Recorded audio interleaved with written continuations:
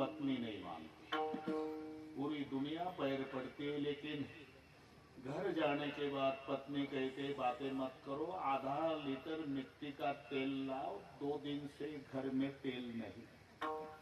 हे समाजाला शहाणपण सांगतं, पण त्याची बायको त्याला शहाणपण पत्नी नाही। हे बऱ्याच गोवाला कल्पना है, पत्नी नहीं मानती। पड़ोसी, अरे इतने दूर से आते हो आप लोग, हम तो पड़ोसी, लेकिन कभी जाते नहीं उनके पास। अरे अभी अभी बाबा बन गया, पीके रहता था, पूरा 7-12 हमें मालूम है। पड़ोसी नहीं मानते, गांव वाले नहीं मानते, और पत्नी नहीं मानती। तो तुकाराम महाराज नावाचे संत कुठे राहतात? जा पुढं, ज्याच्या दारामध्ये वृंदावन तुळशीचं असेल, भगवी पताक घराला असेल, धन्य ते सदन वैष्णवादी, धन्य ते सदन वैष्णवादी, धन्य ते सदन वैष्णवादी। मायाची द्वारी तुळशी वृंदावन, मायाची तुळशी वृंदावन, मायाची द्वारी तुळशी वृंदावन, तुळशी वृंदावन, धन्य ते सदन वैष्णवादी, धन्य ते सदन वैष्णवादी, धन्य ते सदन वैष्णवादी। गेला आळंदीला प्रकरण, मग तो अभंग तुकोबा राहायचा, मी सांगतो हा एकनाथ महाराजाचा। सुरुवात सारखी आहे। तो सोन्याचा पिंपळ म्हटले की आपलं प्रकरण गेलं आळंदीला। हा ते नाही, जयाचे द्वारी तुळशी वृंदावन, धन्य ते सदन वैष्णवाचे। इथे गेल्यावर तुकाराम महाराज घोंगड्यावर बसले होते बरं, सोमनाथ भाऊ। भजन चाललेलं अंगणात, सार्वभौम राजाला लाजवेल एवढा आनंद चेहऱ्यावर। शेजूरचे लोक म्हणले, काय आपल्याला वाटलं होतं हा गडगंज श्रीमंत असावा, पण याच्या घराला छप्पर नाही, घर चंद्रमोळी, ते माहिती आहे तुम्हाला शब्द, घर चंद्रमोळी, चुलीवर हराळी, केळीवर नारळी, हे वैभव। दुसरं सांगतो, दत्वयं नास्ति दंतानां, भद्वयं भूरि भोजनं, उद्वयं वृत्तिरस्माकं, फद्वयं गृह कर्मणि। दत्वयं नास्ति दंतानां, 2 द दाताला लागत नाही, ही मजा पहा। 2 द म्हणजे दही आणि दूध। दत्वयं नास्ति दंतानां, खाता काय? भद्वयं भूरि भोजनं, 2 भ, भाजी न भाकरी, हे मराठी नीट ऐका। 2 द लागत नाही दाताला, दही न दूध। खाता काय? 2 भ खातो, भाजी आणि भाकरी। व्यवसाय काय? उद्वयं वृत्तिरस्माकं, 2 ऊ आमचा व्यवसाय। ऊ म्हणजे उष्ण आणि उधार, 2 ऊ। आणि संपत्ती फद्वयं ग्रह कर्मणी, 2 फ म्हणजे फाटके कपडे, फुटके भांडे। घर चंद्रमोळी, चुलीवर हराळी, ज्याच्या चुलीमध्ये अशोक पाटील ताजी हराळी होती, उगवलेली। डोकं चालवा, चूल पेटत असेल का रोज? चूल पेटला हराळी उगवल का? म्हणून चुलीवर हराळी, याच्यातून परिस्थिती लक्षात घ्यायची। केळीवर नारळी, केळीवर नारळी म्हणजे आता ते जुने शब्द संपले, ते मातीचं छोटं भांड, रांजण, माठ, दुधानी, मडक, डेरा, त्याच्यापैकी छोटस 1-2 तांब्या पाणी बसेली असते, त्याला म्हणायचं केळी। केळी नाही हीच केळी घ्यान खायची ना, आणि त्याच्यावर झाकून ठेवलेली अर्धी नारळ वाटी, ते खोबरं काढून घेतल्यावर फुटकं नारळ अर्ध, याला म्हणतात केळीवर नारळी, चुलीवर हराळी, घर चंद्रमोळी। मग म्हणजे एवढा आनंद कशाचा? एक म्हणला, मला असं वाटतं बा, लवकर सांग काय वाटतं तुला ते? आता हे जवळजवळ 9 वाजायला आले बरं का सोमनाथ भाऊ, काय वाटतं सांग? घरची परिस्थिती जरी बिकट असली तरी या बाबाची मंडळी चांगल्या स्वभावाची असली पाहिजे, त्या माऊलीच्या स्वभावानं हा बाबा आनंदी असला पाहिजे। महाराज, तुम्ही शेलूतला कीर्तन केलं, तुमचा आनंद चेहऱ्याचा पाहून वाटलं घरगंटी श्रीमंती असावी, पण हे घर तुमची परिस्थिती पाहिली तरी आमचा एक जण म्हणतो माऊली चांगल्या स्वभावाची असली पाहिजे। कुठे गेले आई साहेब? आता येतील ना पाणी घेऊन। आणि डोक्यावर घागर घेऊन ती जावे शेलूचे पाहुणे आले आपल्याकडे गुळ पाणी आणा तेव्हा चहा पाणी नव्हतं लाल डोळे टोमॅटो सारखे ती जावायचे कोरडी ऑर्डर सोडा उंदीर मेला तरी धान्याचा दाना आहे का खरा गुळ पाणी आणा पाहुणे तर हादरले अरे आपल्याला वाटलं होतं हा बाबा माऊलीच्या स्वभावानं आनंदी असेल मग एवढा आनंद कशाचा म्हणजे आता वेळ कशाला घालवता सरळ विचारू बाबा तुमच्या चेहऱ्यावरचा आनंद पाहून आम्हाला वाटत होतं घरची श्रीमंती असावी पण घराला छप्पर नाही नंतर वाटलं माऊली चांगल्या स्वभावाची असली पाहिजे पण आमच्या समोर विजेसारखी कडाडली मग आमच्या दृष्टीनं तुमची पत्नी अनुकूल नसताना घरची परिस्थिती प्रतिकूल असताना तुमच्या चेहऱ्यावर सार्वभौम राजाला लाजवेल एवढा आनंद असण्याचं कारण काय म्हणजे एकच कारण अवघी चिंता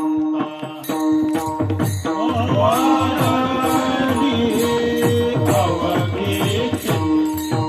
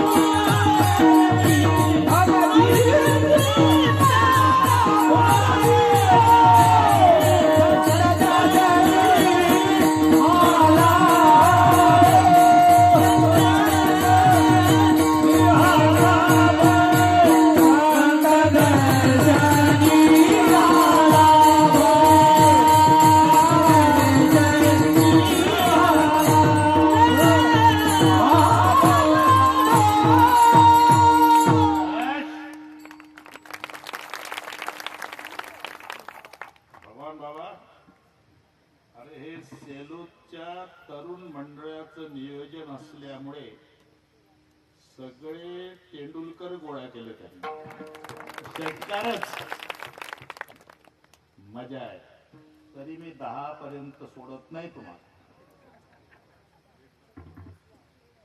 सार्वभौम राजाला लाजवेल एवढा आनंद होण्याचं कारण महाराज म्हणतात अवघी चिंता वारली आता असं जर लिहिलं असतं अशोकराव उजळले भाग्य आता अवघी चिंता पळाली काही बिघडतंय का अरे पळाली काय न वारली काय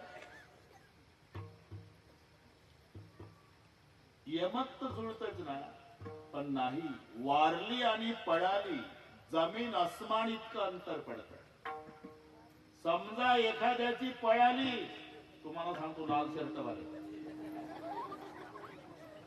चिंता म्हणतो मी समजावर चालला आपला समजा जर एखाद्याची पळाली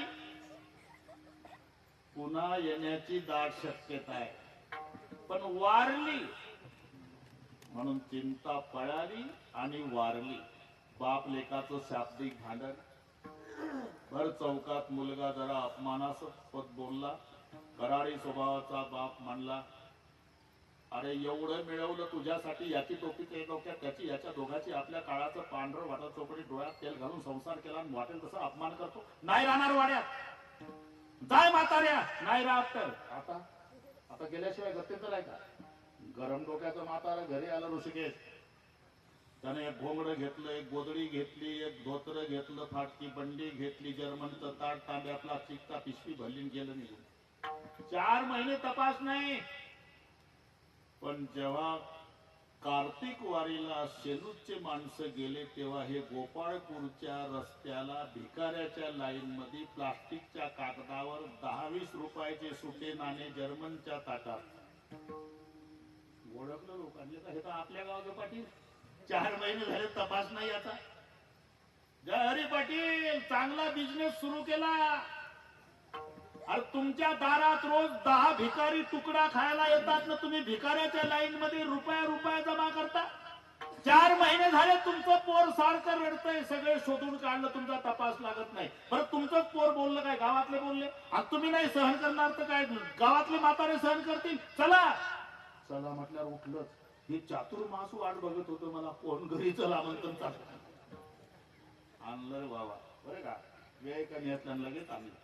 जसा बाप आणला, वारकरी बाजूला होते, बाप वाड्या पुढे आल्या बरोबर 4 महिने बापासाठी रडत होता मुलगा. तो बाहेर आला आणि लोटांगण घातलं बापाला. एक लक्षात ठेवा पोरो, बापाचं महत्व बाप गेल्यावर कळत असतं, हे लक्षात ठेवा. कसाही असू दे बाप, फोकट बसलेला बाप असू दे, चिडचिड करणारा बाप असू दे, विनाकारण बोलणारा बाप असू दे, तुम्हाला शिव्या घालणारा बाप असू दे, पण जोपर्यंत बाप घरी बसून असतो वजनदार वाटतो वाडा, वजनदार. एकदा बाप गेला, वाड्याचं वजन गेलं. पुन्हा लक्षात ठेवा, तुम्ही किती मोठं व्हा, अख्ख्या तालुक्यात तुमच्या पाठीवून शाबासकीची थाप पडू द्या, पण तुमच्या अशिक्षित बापाच्या शाबासकीचे प्रेम आणि स्वाभिमान आहे ते टाटा बिर्लाच्या शाबासकीत नाही, एवढं लक्षात. पुत्राचा विजय पिता संतोषत जाय, हे माईचं प्रेम समाज पाहतो. अशोकराव, दवाखान्यामध्ये कोरोनाचा काळ पाहिला तुम्ही, किंवा आजारी पडू द्या पोर, माय बेडवर बसलेली असते, माय आहे ते, झेंडू बाम लावून देते पेशंटच्या डोक्याला, चमच्यानं दूध पाजते, माय पाणी पाजते, उपीट चमच्यानं खाऊ घालते, पाय चपून देते, गोळा देते, औषध देते, हे माय सगळ्या समाज पाहतो. पण त्याच वेळी दवाखान्याच्या रिकाम्या ग्राउंडवर हातावर हात सोडत बाप दिवसभर येरझारा घालतो, हा समाजाला दिसत नाही. तर त्याचं कुठे प्रेम कमी. बापाचा स्वीकार केला. बाबा आज तुमचं महत्व कळलं, 4 महिने झाले, आता मेलो तरी बोलणार नाही बाबा, फक्त वाडा सोडून जाऊ नका. बाप स्वीकारला. 1 महिन्यानं शेजाऱ्याचा बाप मेला, 10वा झाला, भगवान महाराज गोड जेवणाचा कार्यक्रम झाला, महिना मासिक श्राद्ध झालं. कोणीतरी त्याच्या डोक्यात घालून दिलं, काय काही प्रयत्न केले का नाही तुझ्या बापासाठी? काय अरे टीव्हीला द्यायचं, आपण यांना पाहिलं का? नाहीतर पेपरला वरील फोटोतील व्यक्ती सापडून देणाऱ्याला योग्य बक्षीस दिलं जाईल. काय म्हणतो काय तू? तुझ्या बापाबद्दल म्हणतो म्हणजे? अरे म्हणजे काय करतो काय? 4 महिने झाला त्याचा बाप, तुझ्या बापाला 1च महिना झाला. त्याचा आला का? तो पळाला म्हणून आला, माझा वारला, मेलो तरी येणार नाही. हे वारली आणि पळाली यातला फरक सांगण्यासाठी अवघी चिंता वारली.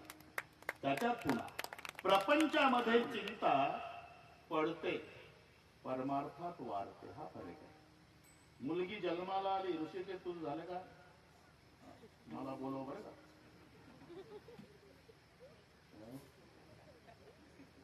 आमच्याकडे आहे ना मुली, काय बिगर मुलीचा भाग आहे का विदर्भ? आणि विदर्भासारखं तर मुली नाही. आता तुम्ही विषय काढला सांगतो. 5 मुली पुराण काळामध्ये विदर्भातल्या आहेत. 5 म्हणजे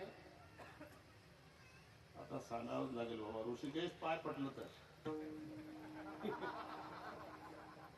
पुराणाची पुराण भरली त्या 5 कन्या, त्याला पंचकन्या म्हणतात. एकट्या गावच्या कौंडण्यपूरच्या कौंडण्य पुढच्या 5 मुली सांगतो मी विदर्भातल्या. नळे राजाची दमयंती ही कौंडण्य पुढची होती. दशरथ राजाची आई, रामचंद्राची आजी, अजय राजाची पत्नी, तिचं नाव इंदुमती, हे कौंडण्यपूरची. उगाच तुम्ही मला काढायला लावता. झाल्या दोघी झाल्या का? अगस्त्य मुनीची लोपामुद्रा कौंडण्यपूरची. राजा सगराची केशिनी कौंडण्यपूरची. आणि विठ्ठलाची रुक्माई कौंडण्यपूरची. तुम्ही काय कमी समजता का विदर्भ? पुन्हा पुन्हा काय काय कमी पडलं म्हणून 6वी छत्रपती शिवाजी राजाची माता जिजाबाई. एवढंच काढता तुम्ही. आम्ही माहेरचे तुम्ही सासरचे आहे म्हणून थोडीशी संपत्ती कमी असेल पण तिकडे समाधानी आहे लोक. कारण जेव्हा रुक्माई श्रीकृष्णजी सोबत निघाली मी तिथंच होतो. भागवत आई रडत होती. आता कोणती मुलगी रडते हो? माहेर सोडून जाताना रडते. आणि मग कृष्णदेवाने विचारलं, का रडता, का रडता रुक्माई, का रडता? काही कमी आहे का तुम्हाला? रुक्माईचं उत्तर आहे, मला काय कमी आहे परमेश्वरा? जगाचा बाप, त्याची सेवा करायची भाग्य मला मिळालं. जगाचा बाप मला प्राप्त झाला, परमेश्वर मला प्राप्त झाला, मला काय कमी आहे? मग का रडता? मी माहेरच्या लोकांसाठी रडते देवा. एकच मागणं आहे, माझ्या माहेरची माणसं सुखाची ठेवा. कोणती मुलगी सासरी जाताना हीच अपेक्षा. विठ्ठल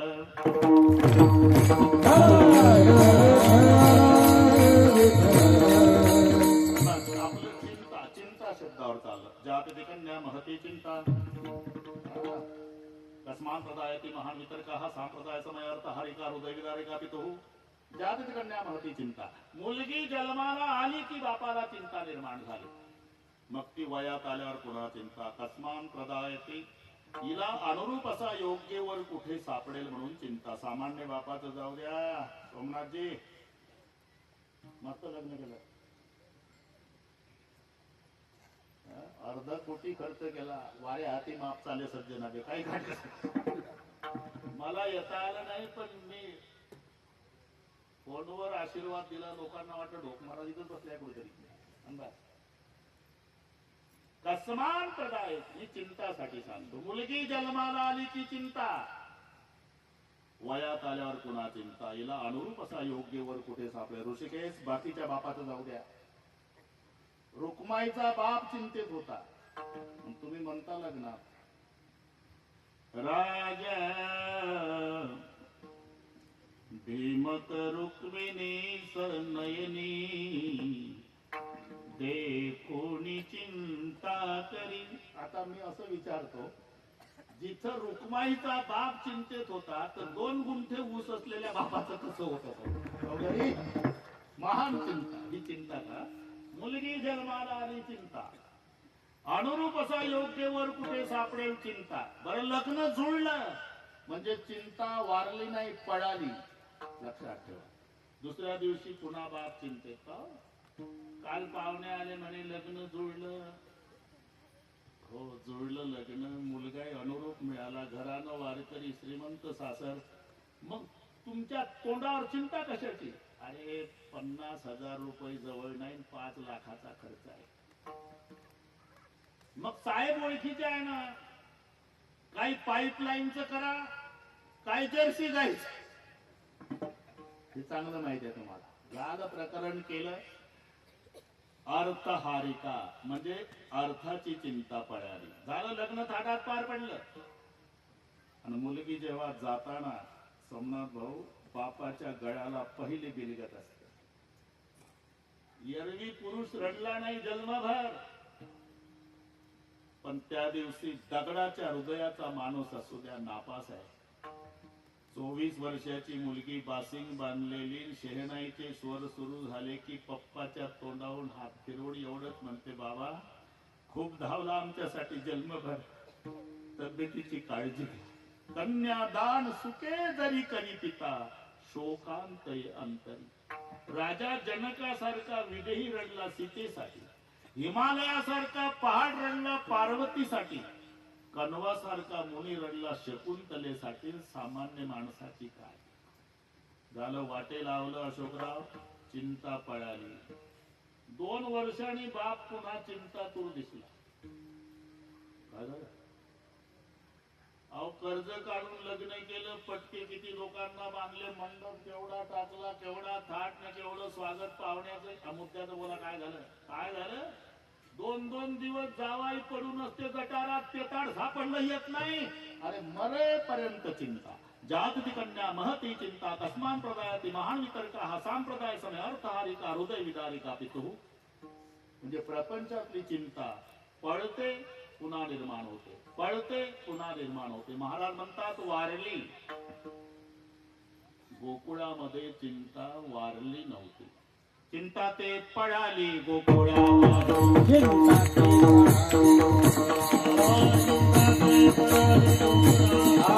चिंता ते पळाली गोकुळामध्ये.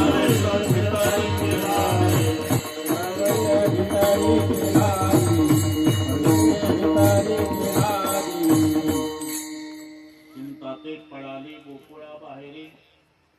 गोकुळातली चिंता पळाली बरं का ऋषिकेश. म्हणून काकासुराच्या, बकासुराच्या, रिटासुराच्या, पुतना मावशीच्या, माबळ भटाच्या रूपानं येत गेली पळत गेली, येत गेली पळत गेली.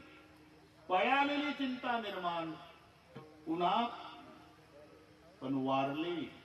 महाराज म्हणतात सार्वभौम राजाला लाजवील एवढा आनंद झाला. याचं कारण माझी चिंता वारली. अवघी चिंता वारली. ठीक आहे, चिंता वारली तर तुकोबाराच्या मागे चिंता होती कोणती? प्रपंचाची चिंता म्हणावं तर ते आपल्या धर्मपत्नीला सांगतात, नको चिंता करू वस्त्राया पोटात, नको चिंता करू वस्त्राया पोटात, माऊली आमची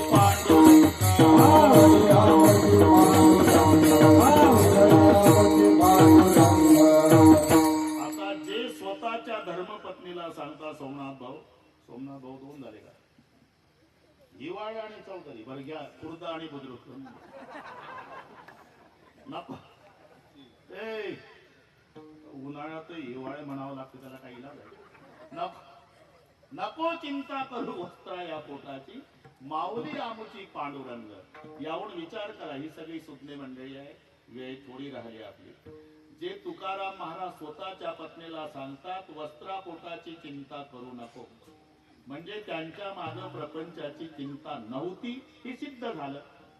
आणि अवघी चिंता वारली. मग चिंता होती कोणती? कैनी उद्धार पावेन, कैनी उद्धार